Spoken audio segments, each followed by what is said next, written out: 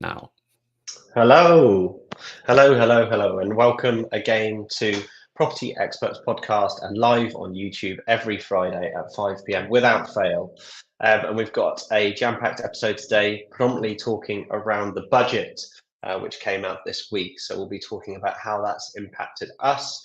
We'll be going on to creative deal structures later on, and we'll be also talking about council tax and developments, team rewards, rewarding the team, SPV group structures, mud at our site in Colney Hatch Lane, North London, collaboration with Property Ed, which is run by Tyler Newman, and also some quirky features on our new site in Tame.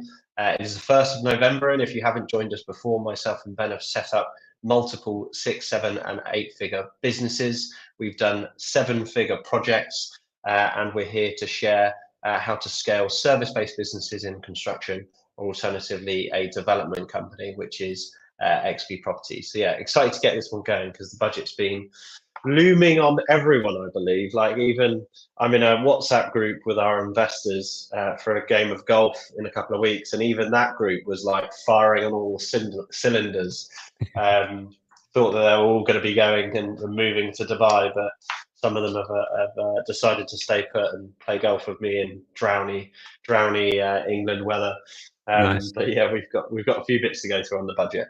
It definitely feels a bit bittersweet, to be honest. Like there's a lot of stuff that there was a lot of chat about coming into play that hasn't been, and there's also a few curveballs that obviously really shit for the industry. But on the whole, it felt like it wasn't as bad as it could have been, and some of the things that they touted didn't come to fruition. But anyway, you know, as a whole, I think it was pretty bad for the industry and business owners as a general. So yeah, where do you want to start?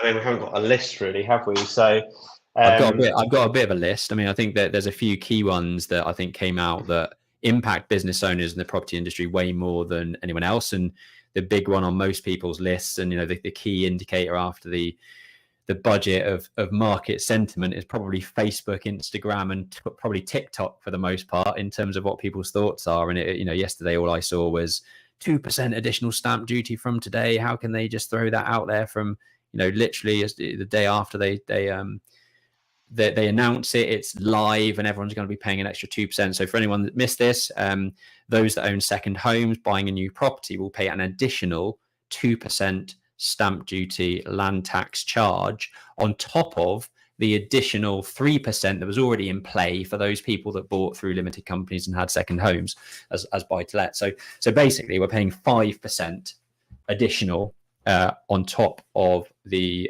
basics SDLT rates as well. So what do you think about that, Jack? Yeah, I mean, this is a huge one for us. I mean, everyone feels very safe sat in their limited company structure. Obviously, I would classify as a young companies, you know, XP Property and Central Suites being young companies. Obviously, this stamp duty change is purely for residential purchases. So it's only coming into effect for a second residential purchase within a limited company or a personal name.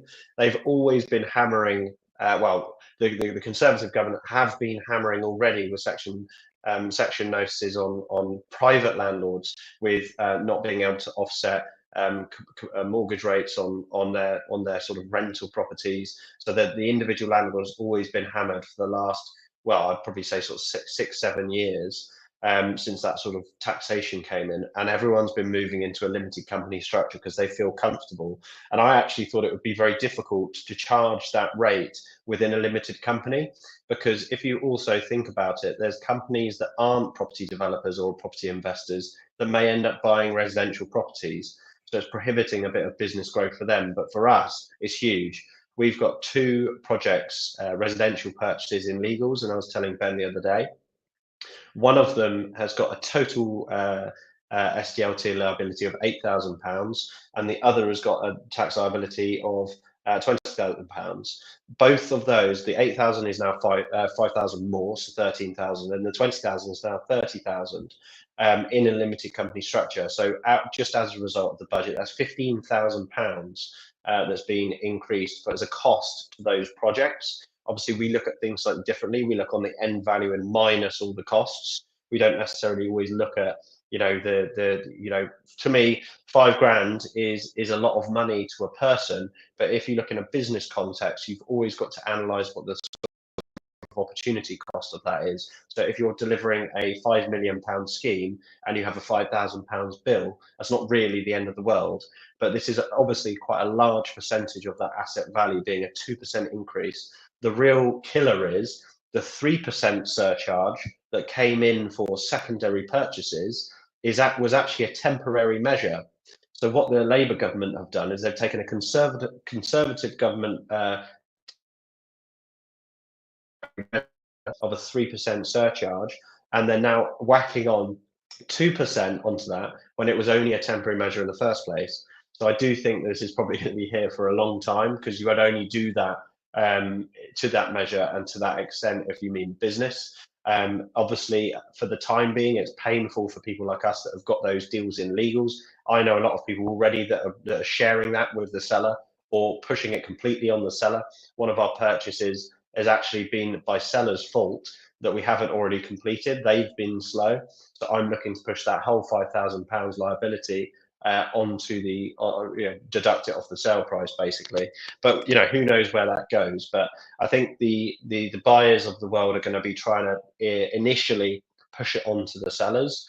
And then from here on out, when you're analysing projects, it's just going to reflect in the land value or the property value, because someone's got to wear that. And then for us, it's commercial decisions. So those numbers just go into our spreadsheet and mean that we can pay up to X amount less. It is like Jack, that expectation of vendors and landowners at the moment is still so high and just continues to be. They've got a figure in their head and they're not going to shift. Like what's going to happen? Because people aren't going to be able to pay the level. They can't pay the levels that are expected from a lot of landowners at the moment. Their expectations won't go anywhere else. Yet the available kind of offer price that us developers are going to have after running all our calculations and realizing, you can't pay as much for it, we're going to be making offers that are way below their expectations, and just deals won't get done. And the whole point of this was to make things, stimulate the housing growth and the number of houses that we deliver. And this is just going to put another damper on it. Yeah, completely agree. I did see. I saw. I haven't got the figures in front of me, but for transactions, residential purchases over £1 million, for those people buying, big houses and expensive houses, London and surrounding areas that are over £1 million, I think the tax rate on that £1 million, if you've got a second home, is now 17% SDLT. I mean, it's absolutely astronomical. But it's going to fill those coffers for the government pretty quickly, because there'll be a lot of people that will be stung by this extra 2% and will be paying that extra 2%. So yeah, I think it's an absolute hammer blow really in terms of purchasing property. Expectations are still going to be where they are. It's just going to put a squeeze on things even more so than it was already. But that's where we are. So that's one of the issues. Another thing relating to property, and to be honest, I feel like it's a bit of a misconception out there at the moment. I see a lot of posts about capital gains tax and it not being fair on property investors, property developers. They've changed the rate. It's gone from 18% to 24% or 10% to 18%, depending on kind of what bracket you're in. But it's not. My understanding is it's not actually related to the property sort of side of things. So from a business and a share sale, the capital gains on a business and a share sale, there's been an increase. But from a property perspective, the CGT hasn't increased. So I do think people need to kind of check their facts around that, because it seems to be a bit of a common misconception. And most of the people out there buying properties and selling properties, I don't actually know what the figure is, but selling the limited company that the property is owned in is a way smaller percentage of transactions than people just buying the asset and buying the property directly, where the CGT hasn't changed. So if you're doing share sales, if you're selling your business, you will get hit by an increase in CGT. That being said, there was a lot of talk about the government changing the assets disposal relief, i.e. the previous entrepreneurs relief, which means that on the first £1 million of any trading business that you sell, the tax on that was only 10%. So if you're selling a company for £1 million, you're only paying £100,000 in tax, very low tax rate. That hasn't actually changed. There was a lot of talk about it being being changed, but it hasn't done. So I do think that is that is a positive that they haven't made those changes. But still, yeah, the CGT increase for businesses is a bit of a blow. Next on my list is the national insurance, which I do think is a massive change. And I can see, Jack, you've put in some example figures here, which is for property for companies that are much bigger than ours. So just bringing it back down to the level that we're at. I ran a couple of figures in my sort of head last night in terms of XP surveys and Aura, and this national insurance increase and change is going to add over £10,000 a year cost to those two businesses. So SME businesses with like 1 to 15 people in them, you are going to be probably paying an extra 5 to 15 grand in extra national insurance contributions, which is a massive change. And what this table in front of you, for those that are watching on YouTube, shows,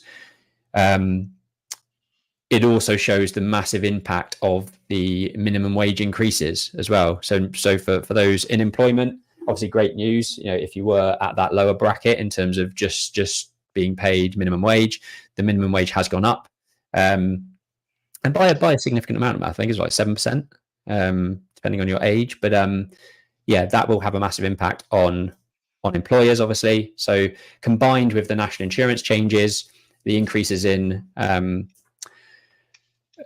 minimum wage, it will have a massive impact on the bottom line of companies. Now, most people will say, it just means that prices are going to increase. So for the consumer, if you used to have gross sales of £10 million and you increase your costs by 10%, sorry, your increase your fees by 10%, you're going to counteract a lot of these changes. But that brings about its own issues. But just on screen, for those that can't see it and listening on the podcast, so this is a sort of table that breaks down the sort of net margin that company would have gained before Rachel Reeves got involved with her budget yesterday. So gross sales of £10 million, net sales of £8.3 million, payroll was just under £3 million, so 2.916 million.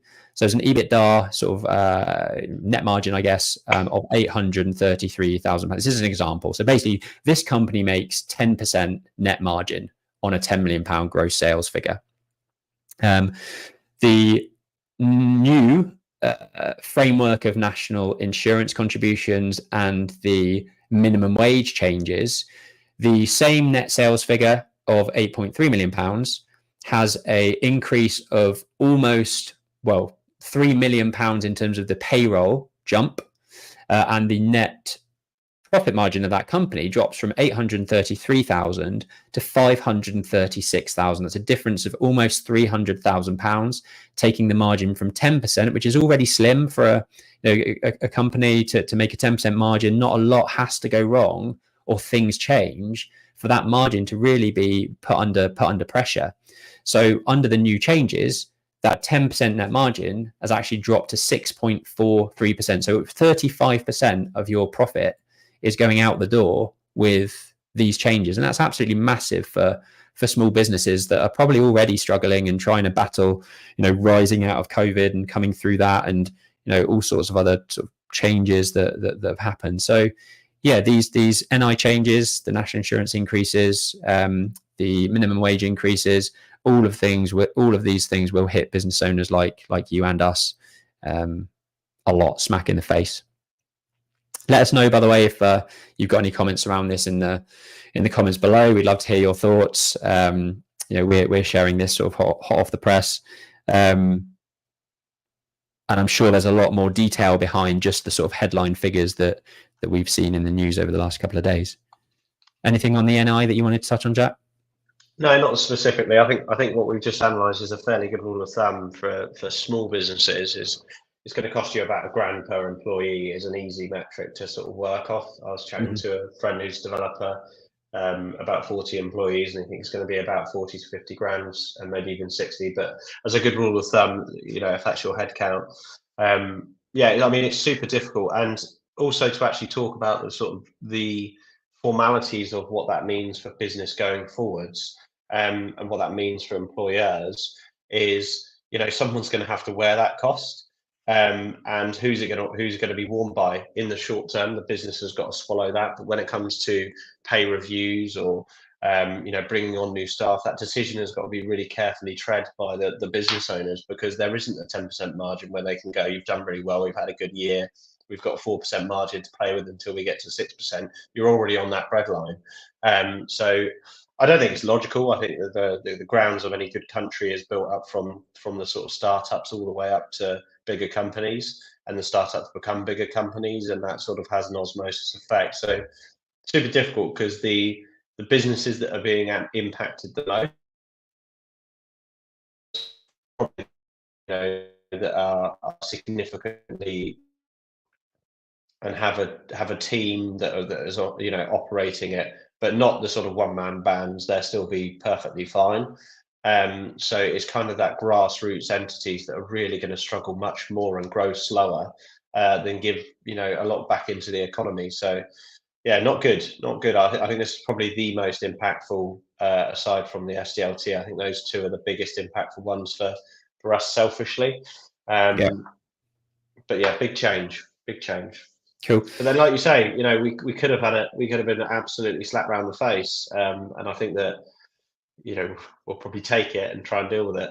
Yeah, I mean, fundamentally, you as a business owner have, you can't control these things. These are the uncontrollable events that happen. You have to pivot and deal with and factor in, and you are in control of your own business, your finances, your direction of flow.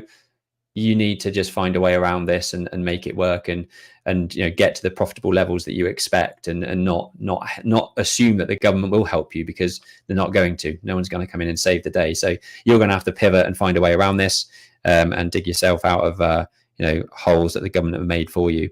The other one is inheritance tax and pensions. They're bringing they're pushing your pensions into the grabs of that inheritance tax kind of process.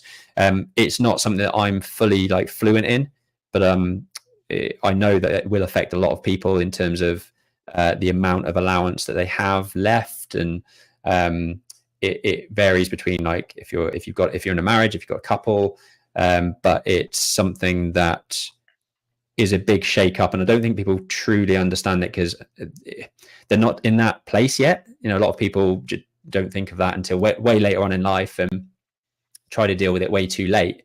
So yeah, it's something that I'm going to try and get my head around over the next couple of weeks, just how that does affect us with pensions and inheritance taxes. But I do know that trusts are a very good way of kind of protecting a lot of your assets and your estate. So if you've not set up trusts before, speak to a specialist about how that could work for you. Speak to a wealth advisor, somebody that organizes sort of family tax, family wealth, family affairs, to make sure that you are protected going forward, and have everything in place that you might need. And there is a question here from Peter. Hi, Peter. Thanks for tuning in. With the changes in the pensions, do you know yet how this is going to affect SIPs and SASs? Unfortunately, I don't, Peter. Yeah, I don't know enough about that whole world and process. But if we do, we will share it for sure. So how are we gonna counteract this, Jack? What are we gonna do? Because I did have a chat with Lorenzo, planning consultant, earlier on the drive home, and we were talking about kind of what our plans are, and some of the the STLT type scenarios. Obviously, it has a big impact, but there are still a lot of commercial assets that we can buy that have far lower STLT rates. You might have a 0.5% rate on a commercial property, and the commercial SDLT rates are already significantly lower than the residential. So I do think there'll be a lot more people looking at commercial property, which we've been doing a lot over the last couple of years, converting, utilizing prior approvals and Class MA planning, permitted development rights. And I think that will push more people into the space, because they realize that already the stamp duty rates are a lot lower. So you're paying much less on the acquisitions. And the other stuff you can't really do much about, really. Just got to crack on. Yeah, I think it's just changing decision making in management and risk. You know, the people that essentially, if you've got if you've got an employment force of over 20 people, to obtain one more person, you're probably thinking actually the costs are now one more person, so you're already there. So it's being a bit more cautious with making decisions. It's good to see that the electrical car allowance in businesses has been kept. But yeah, it's I think, we just there's obviously there's two taps here, isn't there? Right. So the top tap is the economy and drive of activity, and the bottom tap is taxation. So your gross profit margin, or not even net profit margin, is being compromised. And I think a business of our size and even larger, up to the sort of example that we have here, 10 million turnover, they're going to be a lot more precautious on steps they make in growth, because it's more difficult to fund that growth. So I think if I think if those measures have broken your business, it's super unfortunate, because you might be in certain sectors that have specifically a niche where it makes your job more difficult. But for us, it's just not as good as it was. Not that it was good in the first place. So it's kind of not, yeah, more worse, but not the end of the world, which is how we've got to look at it. I have got a little bit of information here on pensions, but not actually on SIPs and SASs. So I don't know if it'll be that useful for Peter. Maybe we can come back to it next week. There was something Yeah, else that happy to. sprang to mind, which was being a Labour government, and there being a 1.3 million list of people in waiting for a social housing house and council house type scenario. There's obviously a huge impetus to try and drive money into that space, and there has been a lot of money promised in terms of new grant funding and processes. So our social housing portfolio and that whole industry may well benefit from some of these changes significantly. What I'm hopeful that doesn't happen is it kills a lot of small developers like us if the social housing provision requirement through sort of the planning process is increased. We're already at about 30 to 40%. Like, let's say you go over 10 units, most local councils will have a requirement of between 30 and 40% of that development needing to be social housing. If they start to ramp that up to 50% of all new developments need to be social housing, again, it's just going to have a huge squeeze on what people can be buying land at. That type of scenario really kills the figures from a private development perspective, unless you can get sort of forward funding from a social housing provider. That also has its issues, and for small sites of 10 to 20, there aren't many providers that want to take just 5 or 10 units out of those schemes into their portfolio and manage that small number of units in that concentrated area. So I do think there's probably some good stuff that's come out of the budget in terms of the available spend and funding available for social housing. So if you are in that space, I think you will have a good clear run for a couple of years to really make hay, I would suggest. Exactly how those grants and funds look from sort of Homes England and various parties, will be TBC. But I think you will be have access to a lot more funding in those spaces if you're in it. Cool. On to point number 2: creative deal structures, landowners stroke asset owners. What you got for us? Yeah, so this was actually more to reflect, obviously, acquisition stuff. But I met with a family friend. Well, blimey, was it Monday? And essentially, they're going through the phases of their family. The generations are coming up through. So obviously, the chap that's technically the grandson is my age, and they're basically understanding how to manage and dispose or value their assets. So met up with them, and I was basically brought in as to be like the property guy that knows what he's on about. And there's only so much you can know about property, but to understand the bigger, wider picture is really, really important. So I was just sort of putting this out there to any listeners that are acquiring buildings or looking to acquire buildings. We even touched on it with the stamp duty. You have your numbers, and you can get to a value, but that's only so good if you don't understand what the driver of the seller is. And the reason I bring this up is because when we met, we were actually looking at a land site, a potential house that could be knocked down and replaced by more than one house.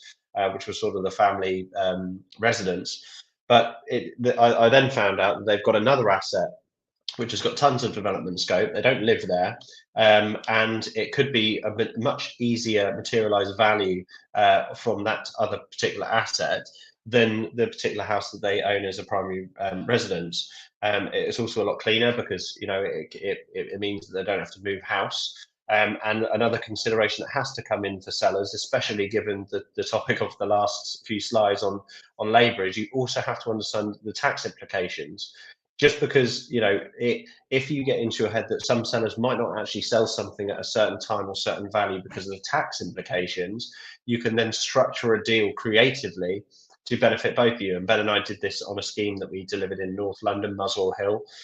We actually offered the vendor a sort of a staged payment. The reason we would like that is because it means that we don't have to find as much capital to get the deal done. And the benefit for the vendor is that he has a capital gains bill that's straddled over 2 different years. So understanding the seller's requirements and needs might actually mean that you can get something cheaper, but the net proceeds to that seller are higher. So it's understanding the sort of parameters to it. So when you when you hear about people talking about tax planners, that's all they're doing. They're moving things in the right place at the right time to save and be more logical with those movements.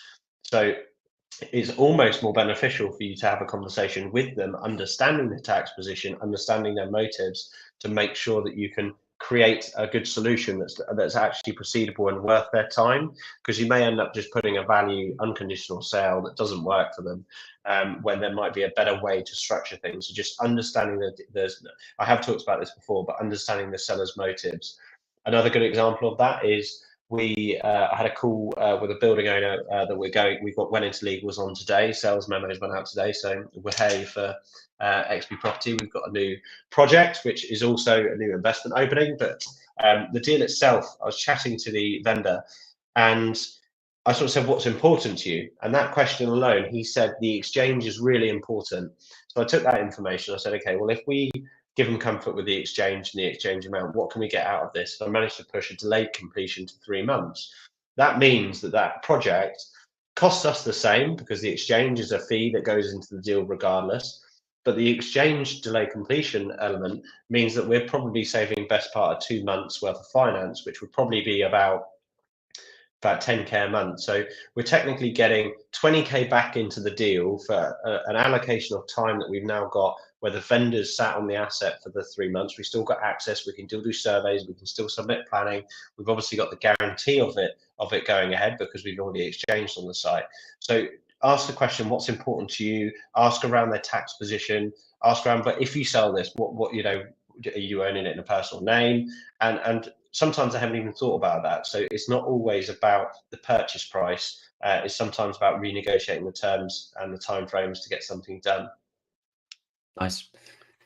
Solid advice. And if you want more advice like that, comment one-to-one below. We do offer sort of consultancy packages. So one-to-one sit down conversations, either via Zoom or in person with Jack or I. Between us, we've got a variety of different skill sets in business, in property development, property investment, structuring deals, recruitment, sustainability, all of that sort of stuff. So if you'd like a bit of an insight and some outside view on how your business is performing and how it can grow and be better, we'd love to help you do that.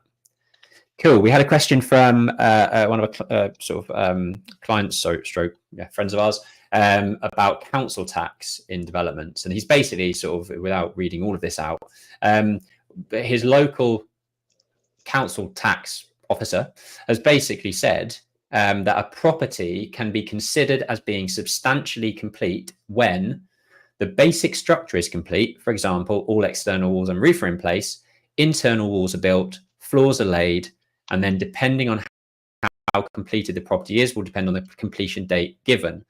A completion notice will be issued even if the following works have not been completed, i.e. fitting of bathroom and kitchen units, fitting of electrical plug points and switches, internal decoration of the property, connection of water, gas and electricity. I mean, this is absolute bollocks. Like, in what purpose and situation is that a habitable house that somebody can move in which you would start to pay council tax? I really just can't, for for the life of me understand how a sort of council tax officer, and this is from Wokingham Council, how they can be saying something like that. You know, the example in front of us is, you know, if the Berkeley Group have a scheme of 50 flats they're creating, and you know they're not going to be finished for a year, but the shell is complete and they've got windows in, they just haven't fitted kitchens and this sort of stuff. How can they possibly start paying council tax at that point? I mean, it's just absolutely ludicrous.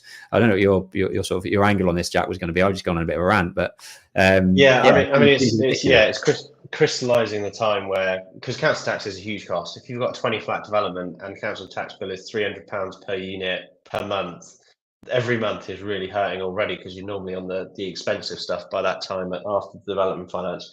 But I mean, the point is, it's out to the network really. What have people seen? What time does it trigger? My response to this email to Ian was actually, I think it's probably going to be location specific, how hot they are on actually, let's be really quick on these turnarounds to get council tax in. You know, we're comparing this with, you know, that seems very, very bullish and aggressive. But comparing that to our Buckinghamshire sort of council, I feel that was very good timing. Like, we had finished the units, they started charging council tax, and then we sold the units. So yeah, this seems like one of the worst of the situations that I've seen, because it's not lettable. You know, fundamentally, in my view, something should be accruing council tax at the point that someone can live in it, because it should be habitable. Yeah, that's the whole point of it, right? You know, the people living there are paying for services like, you know, the whole point of council tax is you're paying for like waste collection, and you know, if it's not a habitable place for somebody to live, how can the council be charging services that they're not being provided? So I did think it was absolutely ludicrous that Wokingham are asking for council tax. Well, I mean, we've had very success in most of the times that we've had to push back on council tax starting. So we have had situations where the council tax team have come out, they've come and inspected the properties. We've said, oh, it's not quite ready yet, we've got to do this connection, that's got to be installed, blah, blah, blah. And then we've said to them, oh, but if you were expected to do that and be finished in 3 weeks' time, so if you send us a letter to say that the council tax starts in 3 weeks' time, you know, that should all be fine. You know, 2 weeks later, we get the letter, it comes through saying next week we're going to start charging you council tax. If in fact at that point we've not been in the position that we thought we would for various delays, etc., we've always just gone back to them and said, look, we're not in a position for these units to be finished yet. They're not habitable. We've still got to do X, Y, and Z. And more often than not, the council have said, fine, we'll change the date to X and push it forward by 2-3 weeks, whatever it needs to be. So yeah, this is a real a situation that I hope I never have to be in, where the councillors have tried to push this upon me, because they will definitely feel my wrath on the end of a phone, because it makes absolutely no sense to me. Ben's wrath. Ben's wrath, yeah. Nobody gets to see that very often. I'm quite chill. Happy to take this one. So we in XP surveys, we had an absolutely crazily busy and busy sort of back end of summer. So sort of June, July, September time was just super, super busy. Almost at the point where the team didn't feel like they could come up to the surface of the water to take a breath of fresh air. So we just sort of said to them, look, guys, you've done pretty well. You've delivered what you need to. So let's go out for a nice pub lunch and just sort of unwind and chat and a bit of team bonding, which was good fun. So we walked down to a local pub and had lunch. And I just think that's really important to acknowledge that with the team, to get the best out of the team. I kind of feel that the way that I always see as leadership is, time, care and consideration with a team member for an hour can give you an hour a day extra for the next following month. It's morale building, confidence building, the psychological safety, which I showed on my Goldman Sachs slide, was it last week or the week before? But just, investing in your team is a good investment, because they're I always see them as loads of people sort of out there doing good for the business, and the happy they are, the better they operate. So yeah, cherish the team, really. Yeah, I completely agree with that. With Aura, for the last couple of years, we do every first Tuesday of the month, we actually take all the team out for team lunch, just to kind of get that bonding opportunity and time away from the office to just kind of meet and have a chat and socialize together. We also have other sort of bonus reward structures. So if we hit quarterly gross margin targets, we will have an afternoon out of the office the following month where we'll go and do an activity, and we'll have some, a whole afternoon where we'll take the team out, and that will all be covered by the business. And again, it just helps to sort of build morale within the team, give something for people to look forward to, but also, fundamentally, if they know the targets that they're aiming for, everyone can push harder to achieve those targets, which, it's just like a reoccurring kind of cycle of, reward system where if they do well, you do well, if you do well, they do well, and really helps to kind of create a culture that I think is really, really positive for everyone. So yeah, definitely think about your team and how they can be rewarded for good work. Jack, I know you got, oh, go on. I've got a question in.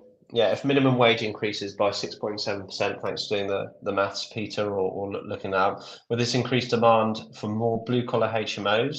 And last question, with the increase in SDLT, more appealing.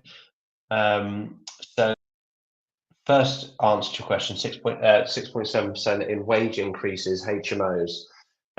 Yeah, I would actually say that not just blue collar. I would say that's probably also young professionals as well. We have young professionals that live in our HMOs that are probably nearer line, the minimum wage all the way up.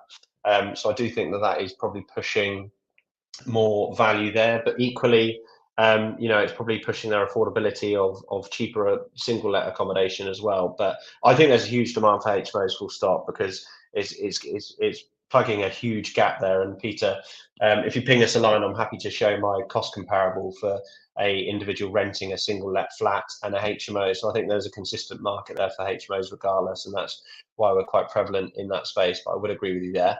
And the second question, increase in LCLT with sub-sales and assisted sales become more appealing. Yeah, you're essentially pushing a transaction via two people with one fee. So if that one fee is greater, it makes a sub-sale more valuable because you're avoiding paying that twice. But I would say that the resi market isn't that attuned to sub-sales. I think like commercial sites and planning sites and land sites, sub-sales are quite prevalent. But I would have said assisted sales most definitely. We've been doing assisted sales and resi stuff for years now, since the costs are so high in resi space. If you flip a 500k house, 30k of that was stamp duty. Now that's like 40k. So that's a huge amount of margin if you can turn those projects around really quickly, that you can add back onto your profit margin. So completely agree with assisted sales and resi. I think is the only way that large residential assets work that way. I think flips do work below 500k. But yeah, I think it's a fair observation on both counts.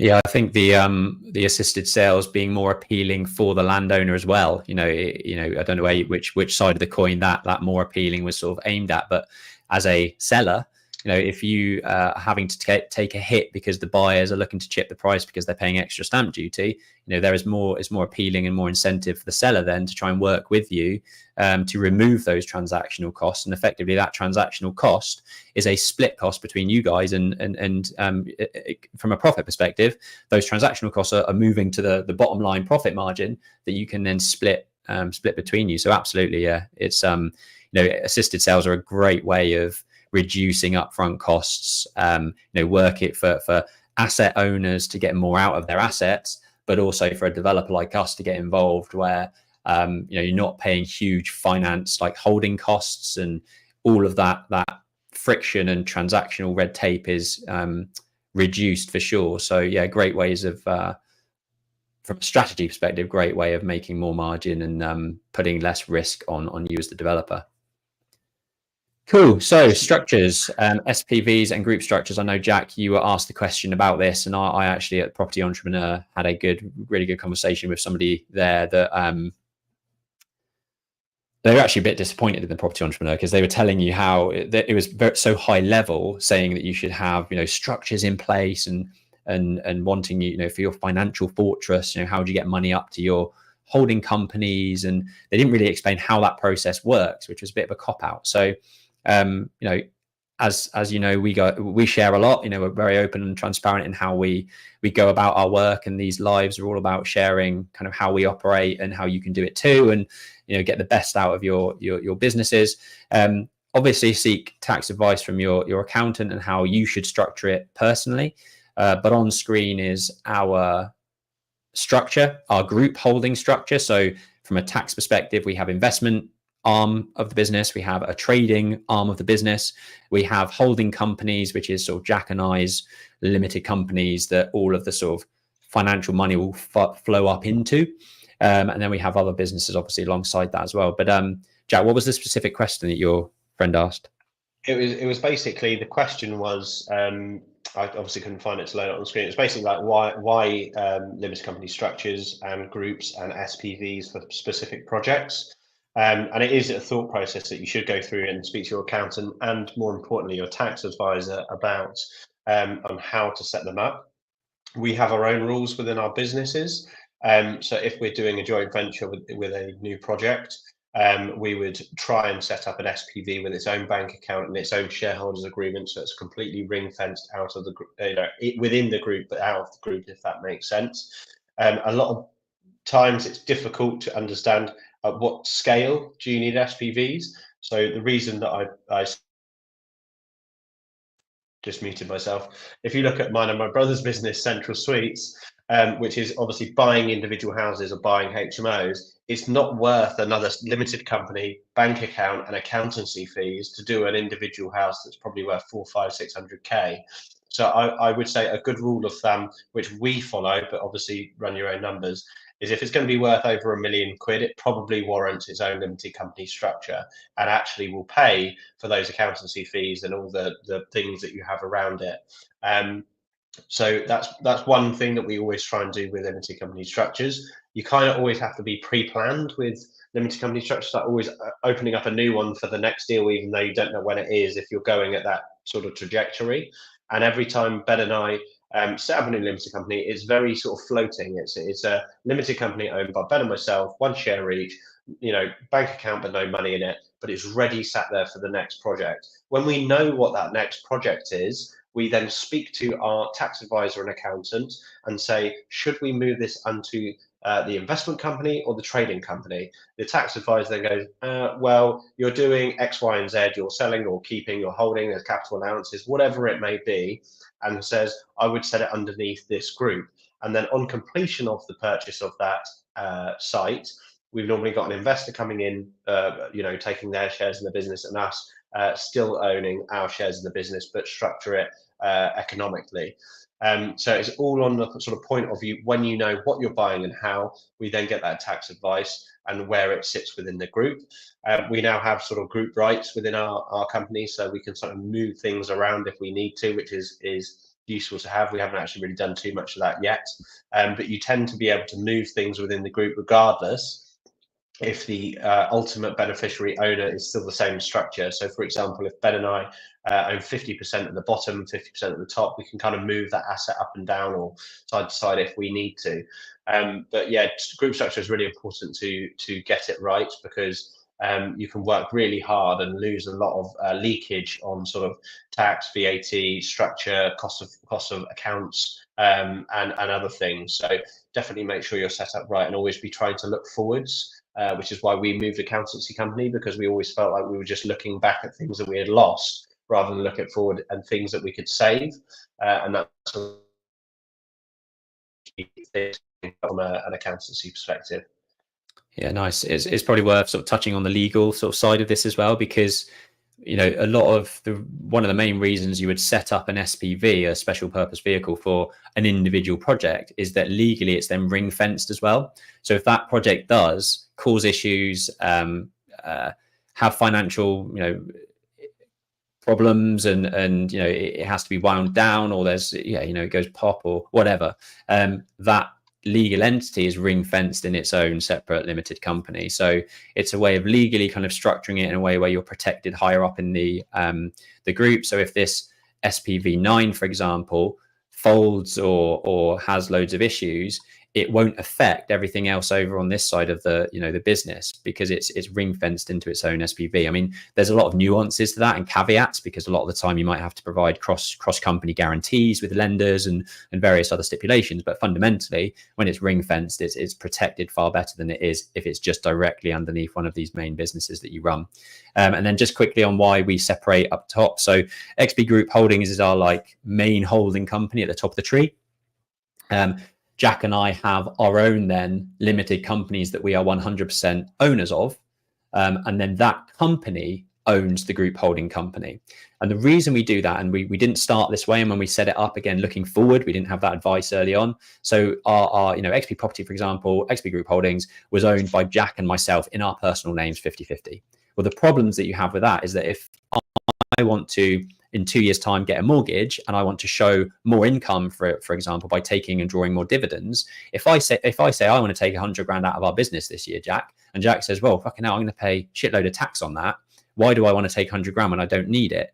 So, you know, if I take 100 grand out, Jack is also going to have to take 100 grand out, because that's how our like shareholding and our shareholding agreement is, you know, stipulates. So if we have separate companies that Jack and I own, we can take the dividends out into that holding company at the top. I can then take that £100,000 out into my personal name, and Jack doesn't have to do anything with that 100 grand. So he can keep it in his holding company and also loan it back into the businesses down below if he wants to, without having to take out more money unnecessarily into his personal name and pay 40%, 50%, whatever it is, 55% tax on those on that income coming out of the head business. So hopefully that makes a bit of sense. But speak to your accountant, get their advice, you know, make sure that you're looking ahead and planning with a structure that suits your trajectory of where you want to be in the next couple of years, and ring fences things from a legal perspective. Cool. I mean, this is the sort of stuff we talk about on our boardroom sessions. If you're interested in joining our boardroom, where we get a group of 10 to 15 people around a table every month for half a day, to spitball ideas, to crowdsource knowledge and experience and network. Yeah, comment boardroom below and we'll send you some information about how you can join that event. Cool. Colney Hatch Lane. We haven't talked about this one in a while, actually. From a sort of site progress perspective, I've talked about our brochures and sales and all that sort of stuff quite a lot recently, but haven't really given anyone an update on actually where we are on site. And it's very muddy on site. You'll see from the photos, they have over the last 2 weeks taken out 200 meters cubed, which is 200 tons of earth out of the property. This is, for those who don't know about this project and are just tuning in again, it's a block of it's a big pair of semi-detached properties in Muswell Hill, which is North London. We are converting it to 9 flats with the extension of a basement dig to the front of the property, various single-story extensions to the rear, to the front, some loft extensions, adding some additional dormers, and then internally it's, you know, stripped back to bare brick, and we are going to town on rearranging the whole space to create 9 flats with a lift, with, yeah, you know, really high ceilings, amazing interiors. But as you can see on screen at the moment, it looks an absolute mess. But, you know, you have to break an egg to make an omelette. You can see in the middle picture, you've got the digger is down at the basement level. So that red steel beam that goes horizontally is basically the new floor zone. So the original floor, ground floor, would have been where that red steel beam runs across.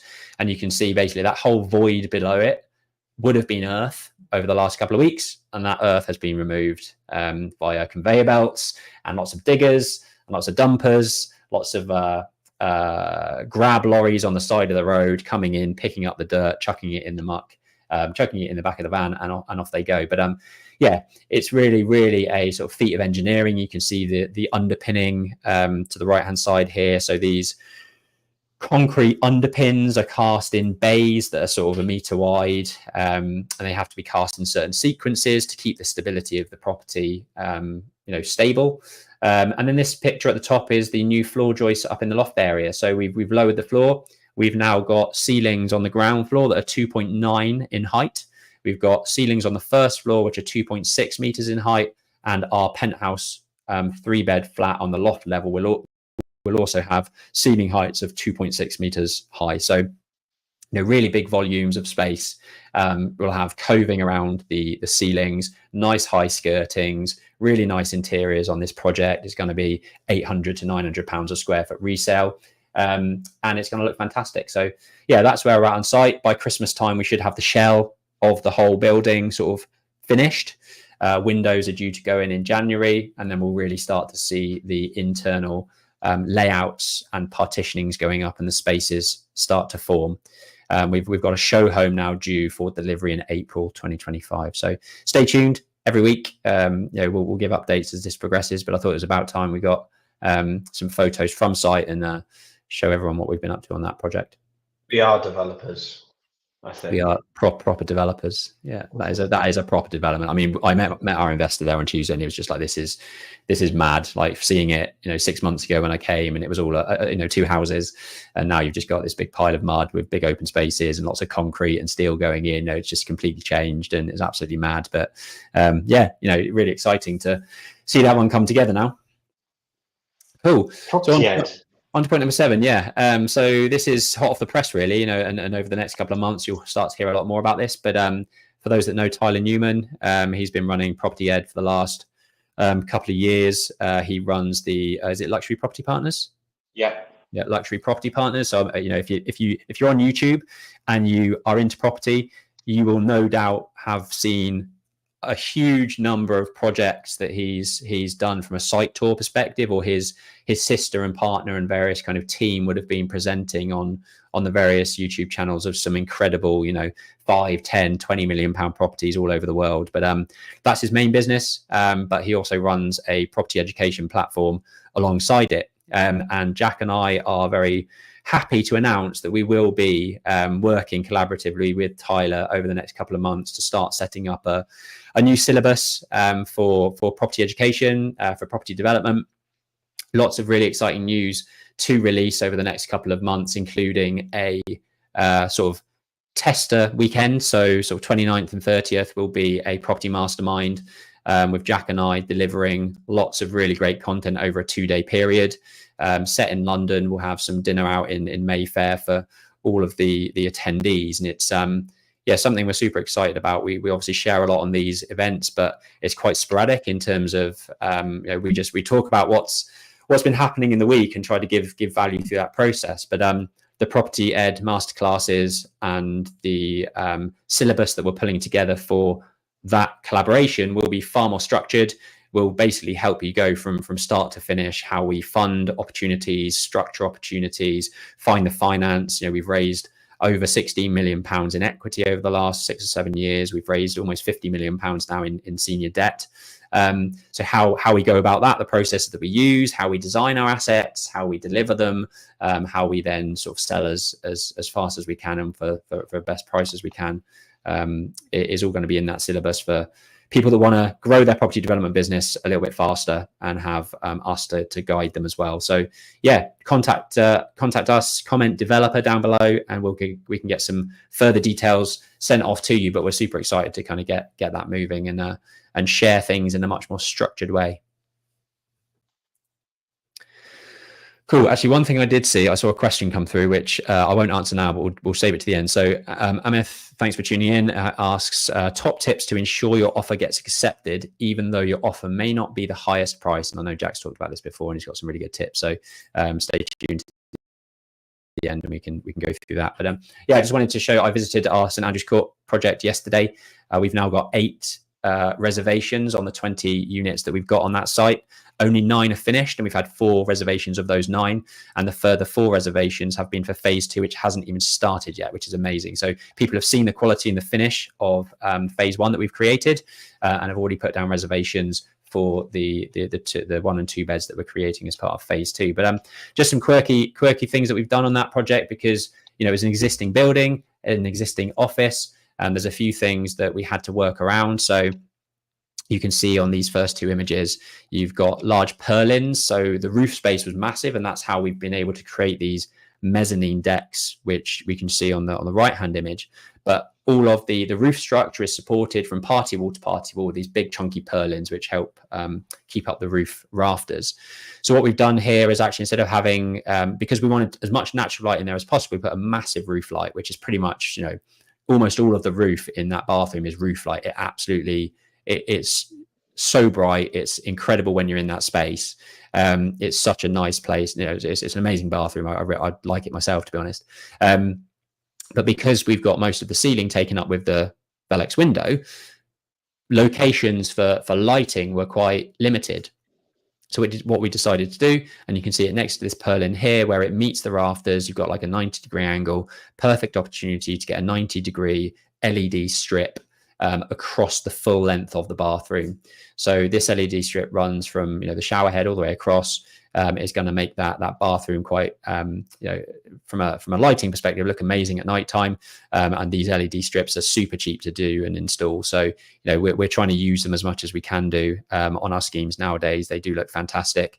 And just another location that we've started to put some of these LED strips is underneath the toilet vanity in the basin, which you can see on the screen.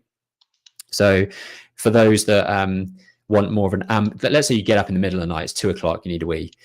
You don't want like a really bright LED light, top down straight in your face. You want more of an ambient light that is a lot softer, that is at low level, not staring you directly in the face. And that's what we've done. So under the sink and under the WC, with a switch, instead of having the bright light coming on, you've got a nice ambient light at low level that acts as both a feature light and also a light that, when you get up in the middle of the night, it's not going to blind you, basically. So yeah, we're starting to do this a lot more. I think it looks great. And then another quirky design of this project is the mezzanine spaces. You'd have seen on my Instagram recently, I posted the show flat. So one of these flats on the top floor of St Andrew's Court has been dressed with show furniture, and we've sold all 3 of those flats, and it's no wonder why. They absolutely look incredible. We've got these paddle stairs that go up to this mezzanine deck, which is extra volume and space that we've created for home working space, and a little sort of chill out library, relaxing sort of deck that has Velux windows letting light onto it. It's got the paddle stair going up. It's got these amazing glazed balustrades, which are cantilevered from the bottom fixing. And yeah, just some really quirky details in this schemes. I'd implore everyone to come and have a look next time we do a site tour, because this scheme will be completely finished in phase 1, and we will be starting phase 2 in Q1 of 2025, and that's when our next site tour is going to be in like February time. So if you're interested in coming to the site tour, drop us a message down below and we can get you on the list. Cool. Q&A. Let's bring Amethyst back. A myth, a legend. A myth. Cool. So here are top tips to ensure your offer gets accepted, even though your offer may not be the highest price. Go. A myth, I'll let you into a little secret. I can't remember the last time I had the highest bid, and we pretty much buy something every month. So it doesn't have to be the highest.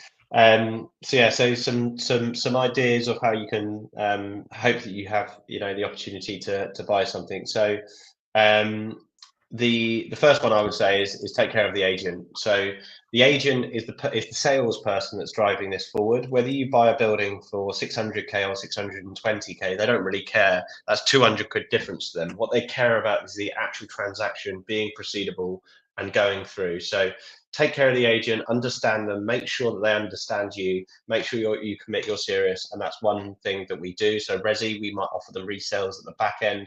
If it's commercial, just show that you're serious and they're not going to waste time with you and spend hours and weeks and weeks and weeks chasing for updates.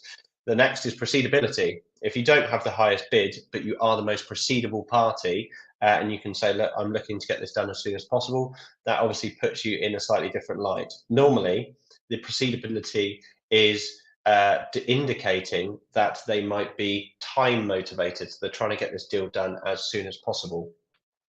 Present yourself in the best light. So share track record documents, proof of funds, references. Be very diligent in how you present your offer. That always comes across in a good light. And maybe if there's big problems with the asset, outline that you've understood the problems, because it might be a concern to go with one party if they haven't analysed all the issues.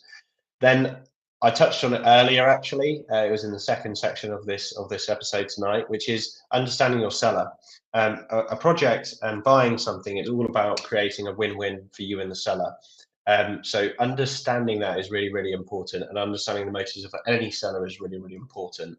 And then last but not least is creativity. So once you understand all of the points above, get creative. Don't be afraid to put something to them that you think that they can understand and that you can get over the line. So that could literally be anything. I touched on exchange delay completions earlier. We've done vendor financing. We've subsold sites. We've offered on things subject to planning. So we have to de-risk the planning before we buy it. Think creatively. Don't think of it as a property. Because when you get distracted about it being a property, bricks and mortar construction, don't think about that. Think about it like a deal you're striking. If you're, trying to import something internationally or whatever it may be, a deal is really important to be made by all the fundamentals coming in and creating a win-win solution that works for both parties. And that's it, really. Nice, solid advice. Cool. If you really enjoy listening into these podcasts, please share it, because we want to share it as wide and as far as possible. Leave a review on Apple Podcast, and please do rate us on Spotify, because that's going to help the algorithm share us out with more people and get us out there, a lot further. So yeah, please do help us share the word, share the wealth, and unless Jack's got anything else to say, I think we'll probably give it a rest there and see you next week. No, nothing from my end. Perfect. Cool. Have a good weekend, everyone, and see you next week. The budget weekend. Have a good budget weekend. See ya.